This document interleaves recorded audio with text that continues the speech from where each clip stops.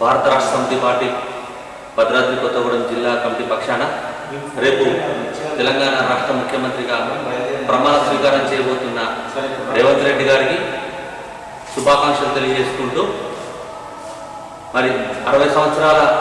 సుదీర్ఘ పోరాటం 14 సంవత్సరాల పాటు కేసీఆర్ గారి నాయకత్వంలో అనేక మంది అమరుల త్యాగాల వల్ల సాధించినటువంటి తెలంగాణ రాష్ట్రంలో మరి గౌరవ ముఖ్యమంత్రిగా గత 10 సంవత్సరాల పాటు కేసీఆర్ గారి నాయకత్వంలో అనేక అభివృద్ధి మరియు సంక్షేమ కార్యక్రమాలు ఈ రాష్ట్రంలో దేశంలోనే అగ్రగామి తీసుకోవడం జరిగింది. అయినప్పటికీ కూడా తెలంగాణ రాష్ట్ర ప్రజలు మరి కాంగ్రెస్ పార్టీ ఏవైతే ఇచ్చినటువంటి ఎన్నికల్లో ఇచ్చినటువంటి హామీలను నమ్మి తెలంగాణ ప్రజానీకం కాంగ్రెస్ పార్టీకి అధికారాన్ని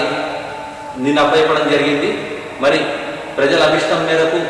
మేమందరం కూడా ప్రతిపక్ష పాత్ర పోషించబోతున్నాం తెలియజేసుకుంటూ ఏ హామీలైతే తెలంగాణ ప్రజానీకానికి కాంగ్రెస్ పార్టీ నాయకత్వం రేవంత్ రెడ్డి గారి నాయకత్వంలో ఇచ్చారో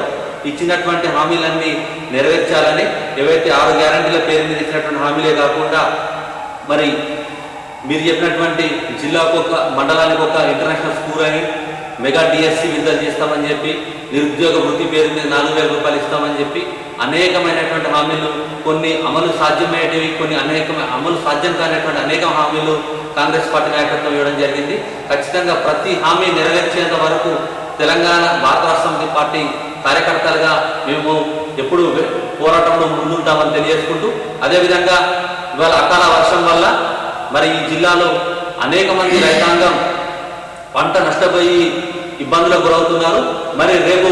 మొట్టమొదటిగా ముఖ్యమంత్రిగా ప్రమాణ స్వీకారం చేయబోతున్న రేవంత్ రెడ్డి గారికి భద్రాద్రి కొత్తగూడెం జిల్లా బీఆర్ఎస్ పార్టీ నాయకులుగా డిమాండ్ చేస్తున్నాం. మరి ఇవాళ అకాల వర్షం వల్ల నష్టపోయినటువంటి రైతాంగానికి పంట నష్టపరిహారం అందించాల్సిందిగా కోరుతున్నాం. అదేవిధంగా ఏదైతే మీరు చెప్పినటువంటి